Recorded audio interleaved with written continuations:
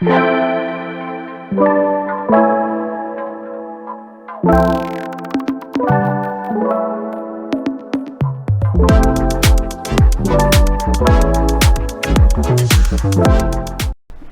à tous et bienvenue à cette conférence qui portera sur les enjeux de cybersécurité liés à la crise ukrainienne. Je suis Alexandre Mallet, fondateur d'un cabinet dédié à la cybersécurité des PME et des ETI. Alors nous avons pris la décision de modifier quelque peu le format de cette conférence. En effet, si nous avions prévu un temps d'échange de questions-réponses en fin de conférence, certains d'entre vous ont attiré notre attention sur les aspects de confidentialité qui pouvaient provenir de leur questionnement. Nous avons donc décidé de répondre aux questions d'ordre général en fin de conférence et de revenir vers vous individuellement pour les autres questions. Alors pour permettre cela, nous mettons à votre disposition l'adresse email suivante, conférence au singulier, @mallet-du6 associé avec un s.com. Alors commençons par analyser l'état actuel de la situation cyber. Contrairement à ce que beaucoup d'analystes prédisaient, aucune attaque d'envergure mondiale n'est encore à déplorer, heureusement. La fréquence et l'importance des cyberattaques n'évoluent que peu, et les intérêts des Occidentaux ne sont touchés que parce qu'ils sont des dommages collatéraux finalement, comme pour la cyberattaque du satellite CASAT par exemple, qui a bloqué un certain nombre d'abonnés à Internet en France. Néanmoins, de fortes incertitudes demeurent quant à l'évolution de la situation. En effet, les cyberoffensives russes se concentrent actuellement sur les intérêts ukrainiens. L'objectif étant bien sûr de déstabiliser le régime en place, et elles prennent la forme principalement de deux types d'attaques.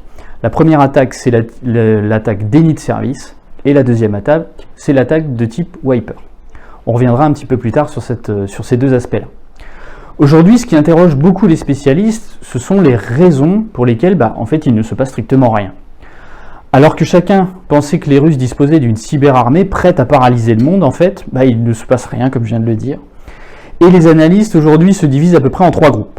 Premier groupe, certains pensent que les cybercombattants sont occupés à appuyer les offensives terrestres dans le monde réel par du renseignement militaire. Ils espionnent tout simplement l'Ukraine avec l'objectif de savoir quels sont leurs points de militariser, etc., pour faciliter l'avancée terrestre. D'autres, un deuxième groupe, pensent que la priorité c'est l'espionnage des Occidentaux. L'objectif est bien sûr d'identifier, d'anticiper les mouvements qui pourraient être effectués par les Occidentaux pour mieux les anticiper et mieux les contrer. Enfin, le troisième groupe pense en fait tout simplement que les cyberactivistes comme les Anonymous, qui sont rentrés dans la bataille et les intérêts russes n'avaient pas anticipé cette entrée de cette partie-là dans la guerre, et les cybercombattants russes sont mobilisés pour se défendre vis-à-vis de ces cyberattaques, et donc ils n'ont pas le temps forcément de cyberattaquer. Enfin, dans tous les cas, c'est l'imprévisibilité qui fait consensus et qui nous incite à nous préparer calmement à contrer les méthodes utilisées contre l'Ukraine, comme parmi elles, nous l'avons évoqué tout à l'heure, l'attaque de déni de service.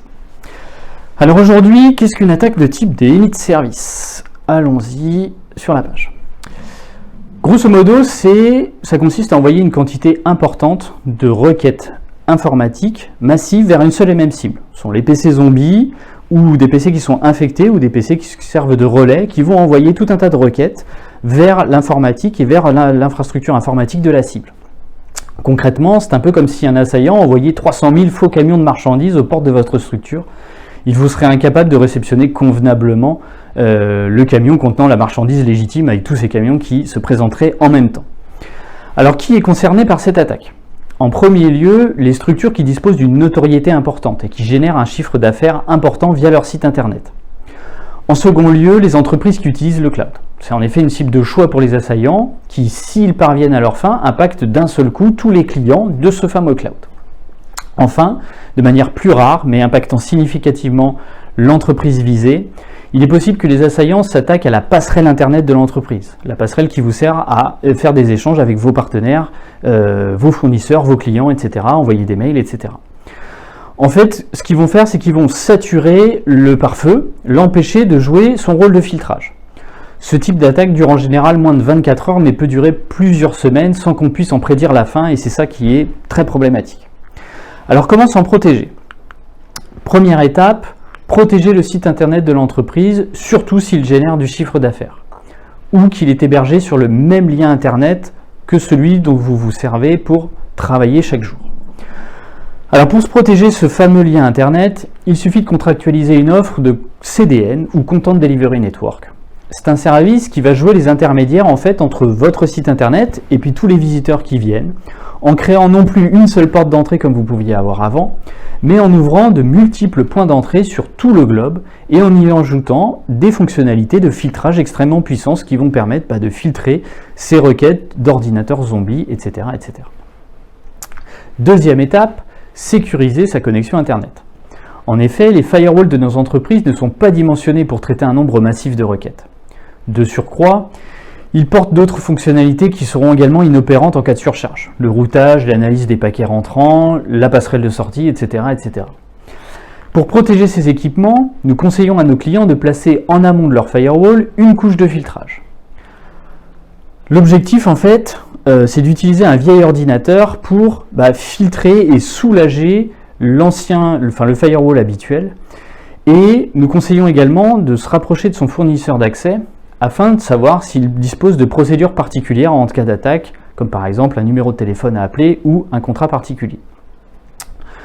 Enfin, pour les flux sortant de l'entreprise, puisque là on s'est occupé des flux entrants, l'apport d'une passerelle secondaire, comme une clé 5G, permettra le fonctionnement hors du périmètre impacté et permettra à vos collaborateurs de continuer à travailler tout simplement.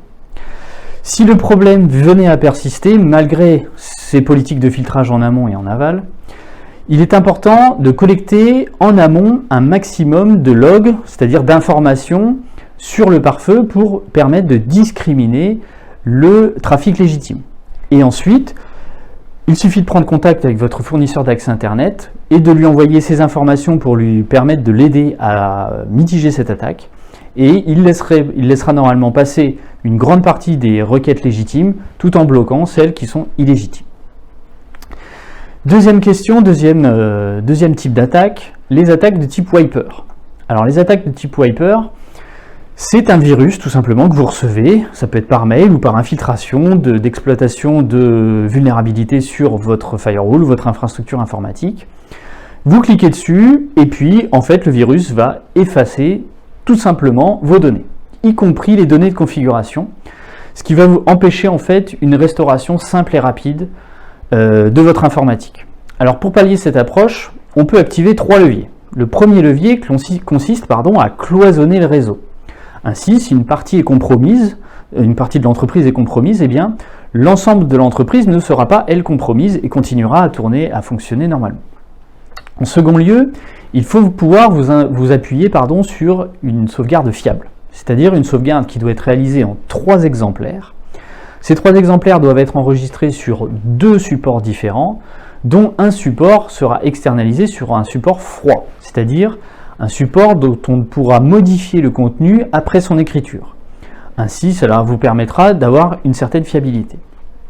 Alors, ce que nous constatons également chez nos clients, c'est que si la plupart de nos clients réalisent des tests PRA, ce qui est très bien, donc des plans de reprise après incident, des plans de reprise d'activité, ils ne le sont que peu en conditions réelles. C'est-à-dire qu'ils le refont et ils passent une sauvegarde, mais en fait, ils ne passent pas en conditions réelles.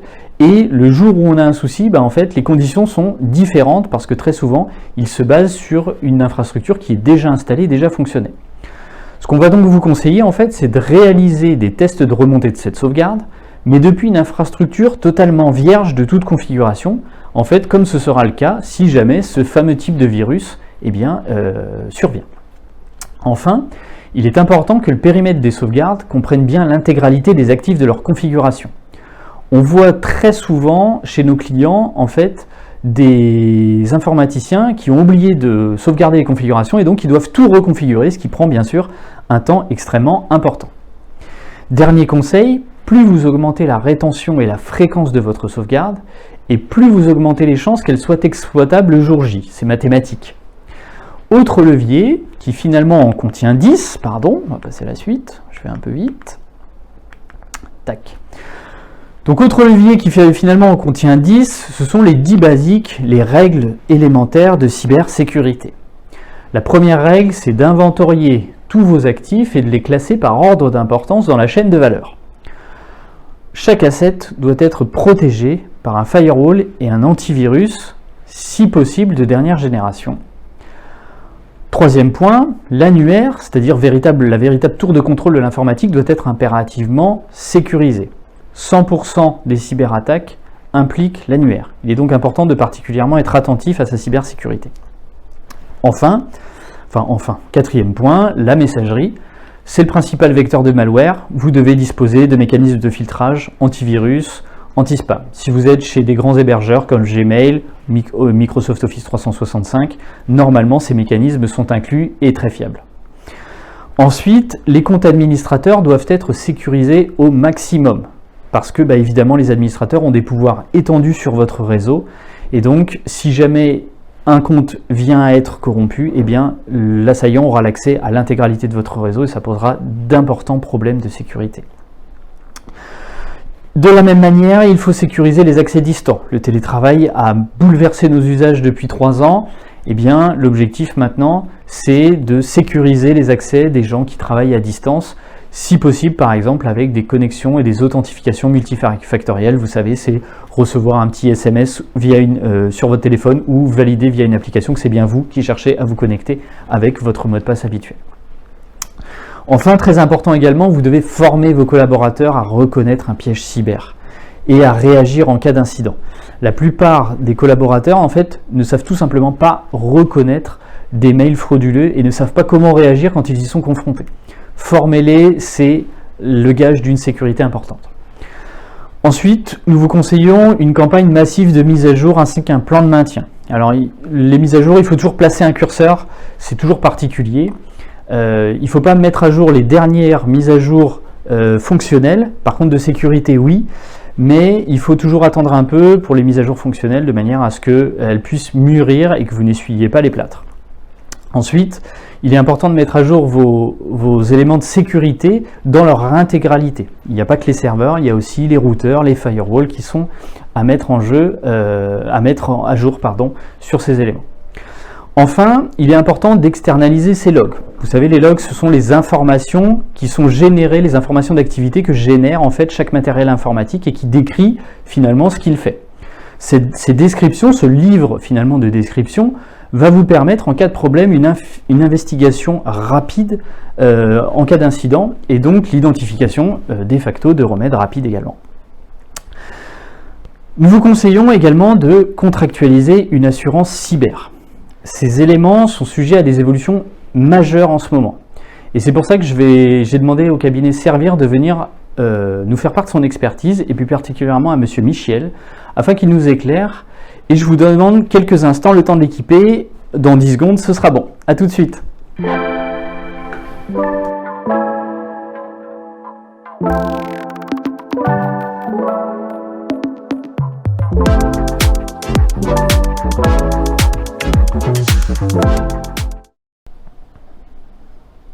Bonjour à toutes et à tous, Anthony Michiel, ravi d'être avec vous aujourd'hui. Je suis chargé de développement au sein du cabinet Servir, courtier en assurance. En quelques mots, Servir, c'est une entreprise familiale indépendante créée en 1902 et qui a pour vocation d'accompagner les entreprises dans la mise en place de programmes d'assurance sur mesure. Pour que vous puissiez nous situer, nous faisons partie du top 15 des courtiers d'assurance français. On réalise un chiffre d'affaires sur le groupe de 33 millions d'euros et plus de 400 collaborateurs. Aujourd'hui, on va traiter rapidement du sujet de l'assurance des risques cyber. Le premier constat qu'on peut faire, c'est qu'il y a une réelle carence, car seulement une PME sur 4 disposait d'une assurance cyber en 2021. La question n'est pas de savoir si vous allez être victime d'une cyberattaque, mais plutôt quand. C'est aujourd'hui une assurance qui a une importance capitale dans la continuité d'activité de l'entreprise suite à un sinistre. C'est un véritable filet de sécurité pour vous. Du fait d'une sinistralité qui explose, les assureurs ont appliqué de fortes majorations. Certains secteurs d'activité comme la santé ou le e-commerce ont subi des majorations allant jusqu'à 200%. Le deuxième constat, c'est la difficulté à trouver un assureur pour les entreprises. Notamment suite à la survenance d'un sinistre, on a des exigences très fortes de la part des assureurs lors d'une étude approfondie. Même si vous obtenez une proposition d'assurance, soyez très vigilant aux conditions de souscription à respecter. Il est important de bien valider chaque point avant de souscrire un contrat. En collaboration avec le cabinet Mallet, nous avons développé des solutions d'assurance cyber avec une souscription simplifiée pour nos clients. On réalise un point d'une quinzaine de minutes afin de valider avec nos clients les conditions de souscription du contrat. Et si les conditions de souscription ne sont pas respectées, le cabinet Mallet travaille en priorité sur ces points. Pour vous donner un exemple de tarification, une PME qui réalise un chiffre d'affaires de 15 millions d'euros, la prime serait comprise entre 3 500 et 5 000 euros TTC. Et pour terminer ma présentation, je souhaitais vous alerter sur un sujet d'actualité lié à la crise ukrainienne. Si à l'avenir nous rentrons dans une cyberguerre, il faut savoir que les assureurs n'interviendront pas, car il s'agit d'une exclusion de l'ensemble des contrats d'assurance. Comme pour le Covid-19, il s'agit d'un risque systémique nécessitant une intervention de l'État. Je suis à votre disposition pour toute question complémentaire. Je vous remercie pour votre attention et je redonne la main à Monsieur Mallet dans quelques secondes.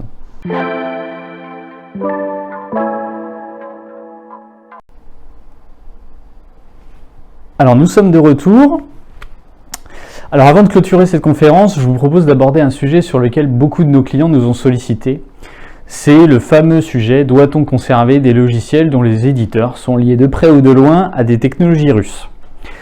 Alors nous ne parlons pas ici, on n'abordera pas ici uniquement les logiciels notoirement russes, comme le fameux antivirus, mais également des logiciels qui font appel à des librairies russes. Une librairie, c'est un morceau de code informatique qui peut être réutilisé par d'autres et par de nombreuses personnes, et donc c'est bien là où c'est un souci. Parce que cette réutilisation, forcément, si vous réutilisez un module développé par une société russe, eh bien, du coup, vous vous exposez à toute modification qui pourrait être effectuée par cette société russe. Alors, la première étape, à notre sens, c'est de vérifier si les logiciels que vous avez s'appuient sur des technologies russes. Pour cela, il suffit d'adresser un écrit à vos éditeurs de logiciels en leur précisant que vous souhaitez qu'ils vous informent de la présence de la librairie ou de technologies russes dans leur code informatique, en leur spécifiant bien qu'il est nécessaire qu'ils investiguent en profondeur les librairies, parce que souvent, ils font appel à des logiciels qui eux-mêmes font appel à d'autres logiciels, etc. Et donc ces copier-coller de code font que finalement vous êtes vulnérable, mais par rebond, à des vulnérabilités de librairies, comme par exemple les librairies open source qui sont utilisées par de très nombreuses sociétés dans le monde. On l'a vu par exemple sur Log4j, où finalement, eh bien, en fait, vous pensiez ne pas avoir de vulnérabilité Log4j chez vous, et en fait, bah si, parce que votre éditeur, mais il ne vous l'avait pas dit, lui utilisait Log4j.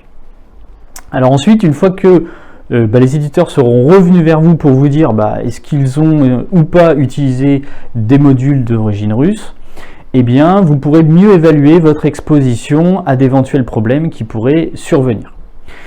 Concernant l'abandon de ces technologies, nous conseillons à nos clients de prendre en compte le fait que ces logiciels, de par leur lien avec la Russie, pourraient être amenés malgré eux à servir une stratégie offensive à venir. On demande à nos clients en fait de considérer vraiment que ces logiciels pourraient faire l'objet de sanctions d'une part d'un camp comme d'un autre. Ça fonctionne pour les deux. Enfin, dernier point, on conseille quand même à nos clients d'accélérer leur projet cyber, parce que si leur entreprise est vulnérable et qu'ils ont identifié cette vulnérabilité et la manière de le corriger, eh bien, si les choses évoluent défavorablement, vous allez mettre en place les choses dans la précipitation, et là, ça pourra être un peu plus compliqué. C'est la fin de cette conférence. Du coup, je vous invite à nous mettre un petit feedback sous la forme de notes allant de 1 à 5, 5 étant la meilleure note, mais également de nous poser vos questions par mail comme évoqué en début de conférence et de nous proposer des améliorations sur le chat ou d'autres sujets que nous pourrions aborder lors de prochaines conférences. A tout de suite pour notre session de questions-réponses, le temps de nous équiper à nouveau. Merci.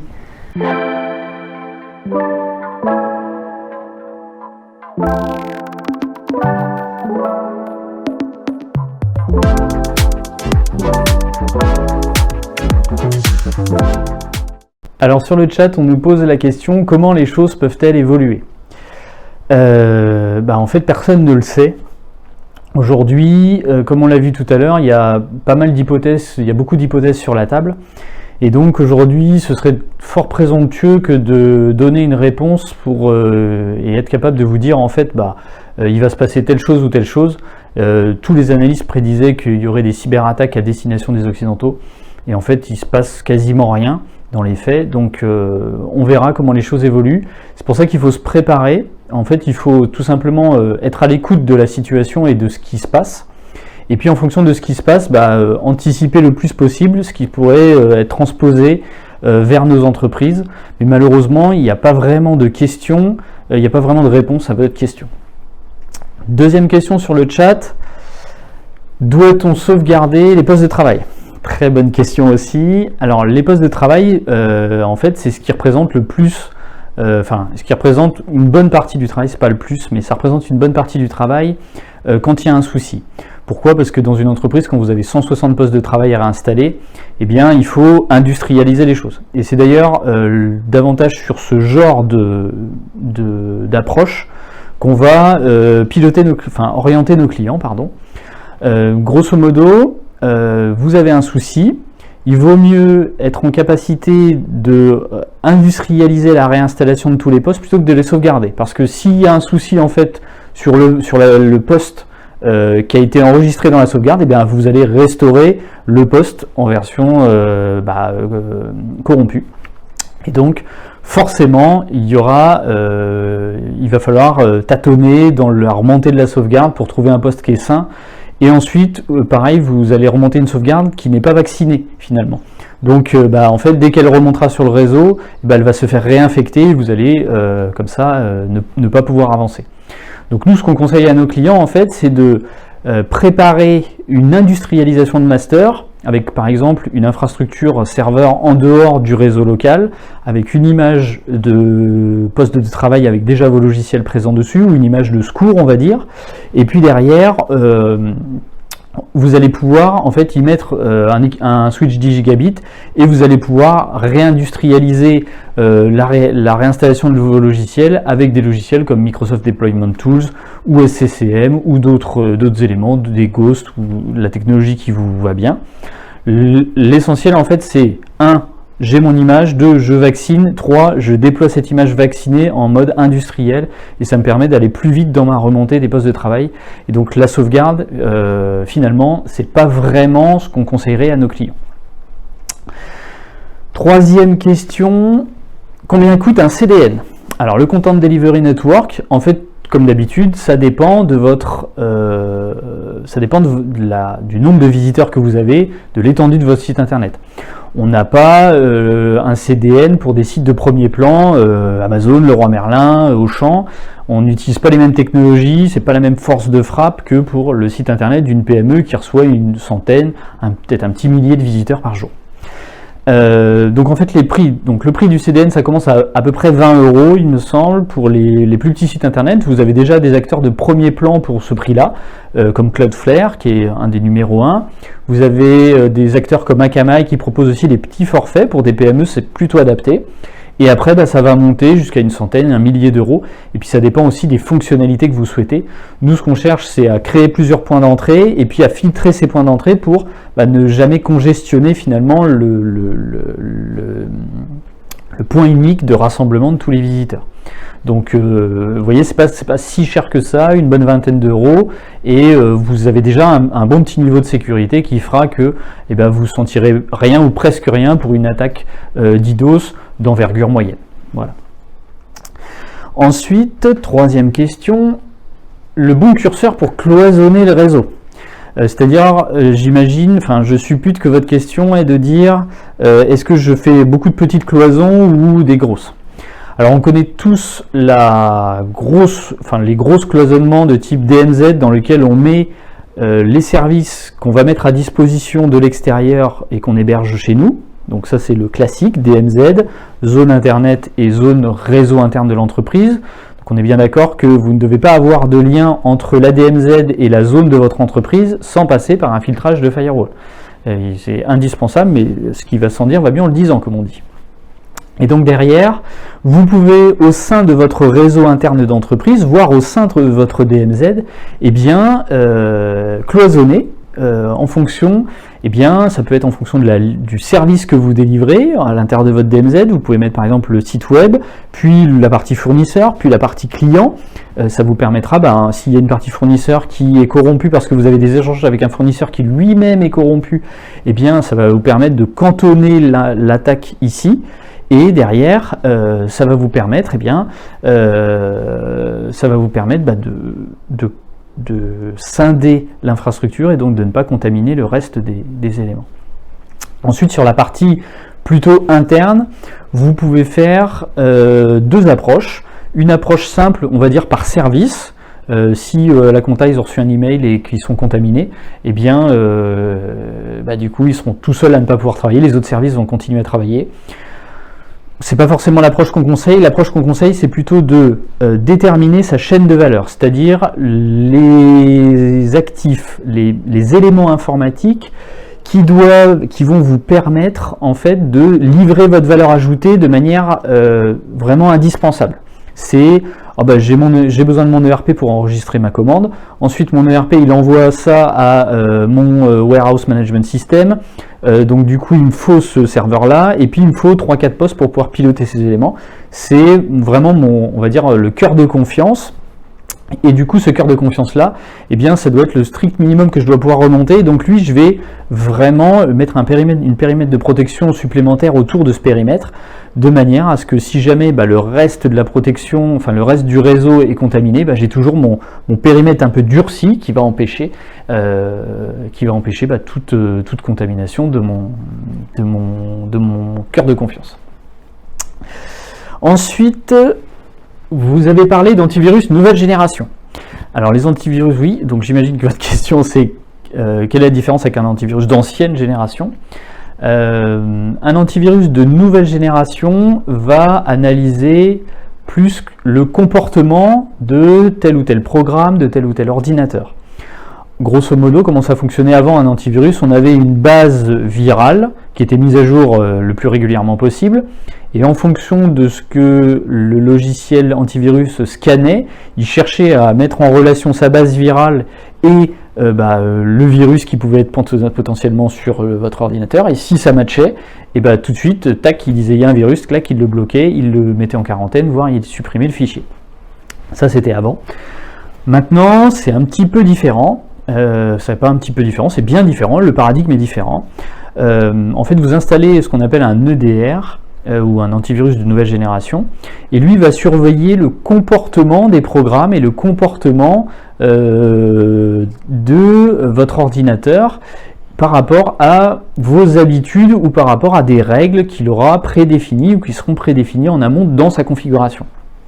Donc en fait, lui il va surveiller votre comportement, et dès qu'il va comprendre qu'il y a quelque chose qui est inhabituel, il va soit en mode préventif, donc bloquer, soit il va alerter la console centrale et il va dire à vos informaticiens attention, là on a un problème.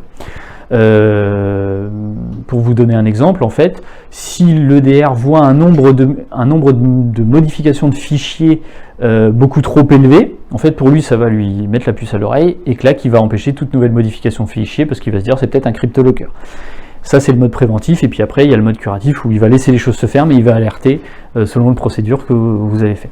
C'est des approches qui sont en fait génériques et qui n'ont plus besoin d'avoir, qui font du préventif, là où avant sur les anciennes générations on faisait plutôt du curatif.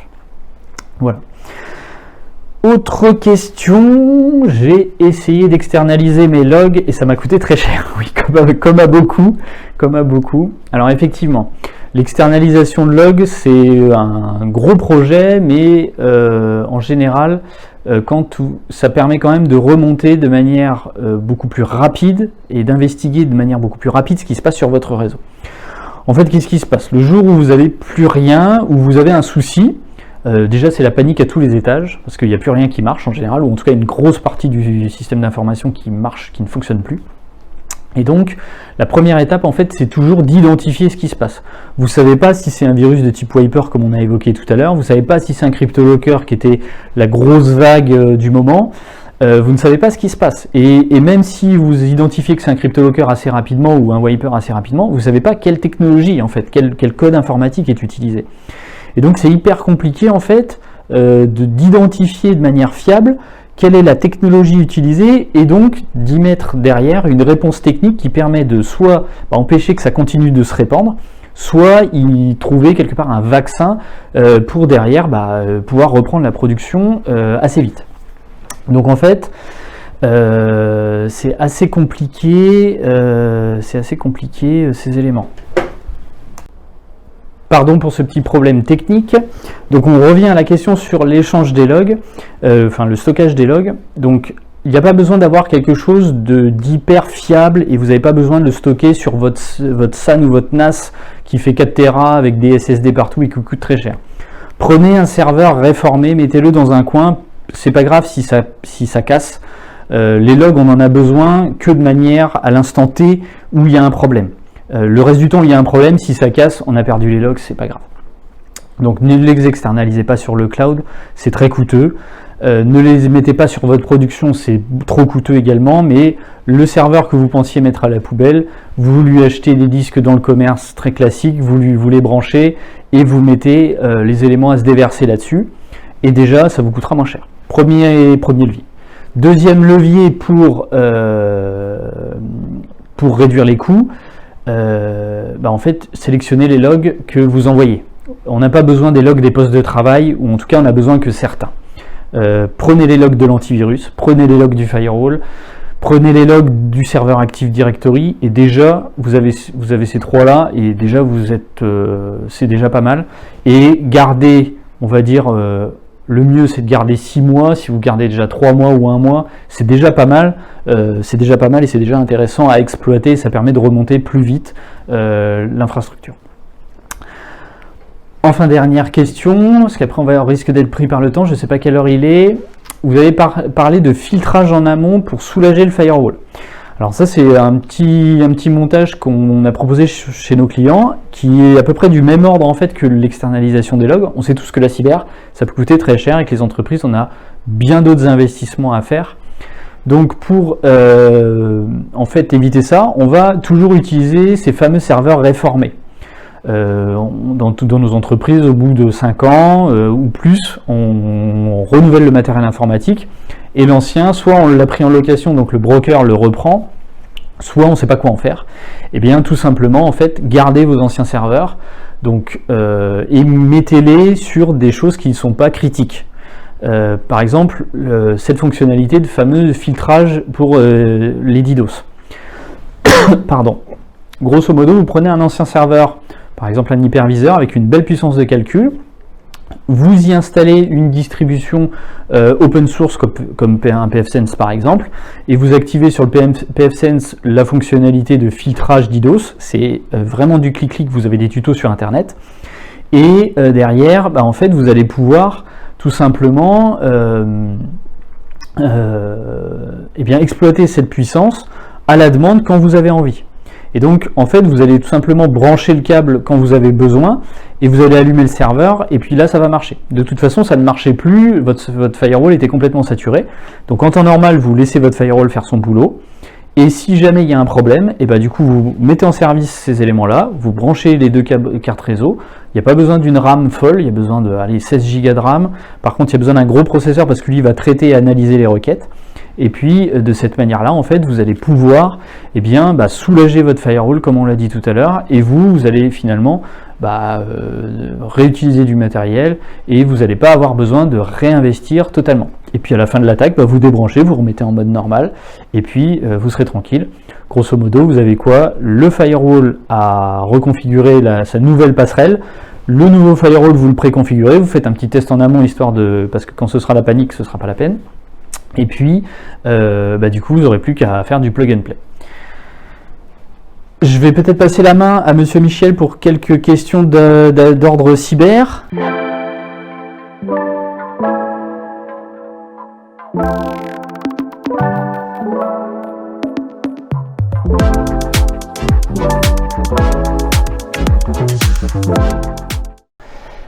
Une autre question, est-ce que l'assureur indemnise notre perte de chiffre d'affaires suite à une cyberattaque? Alors il y a une garantie qui s'appelle perte d'exploitation, donc il va indemniser votre perte de marge brute à la suite d'un sinistre cyber. C'est principalement ce cas-là pour la perte de chiffre d'affaires. Et la dernière question, est-ce qu'il y a des secteurs sensibles pour la cyberassurance? Oui, il y a des secteurs sensibles, notamment tout ce qui est profession de la santé, les pure players e-commerce, et puis après tout ce qui est fournisseur de cloud, data center. Ça c'est effectivement un peu plus compliqué à assurer. C'est assurable, mais il faut effectivement une étude approfondie. Pour toutes les autres questions, on reviendra vers vous dans un second temps. Comme l'a dit Monsieur Mallet, vous pouvez envoyer vos questions sur l'adresse mail. Merci beaucoup.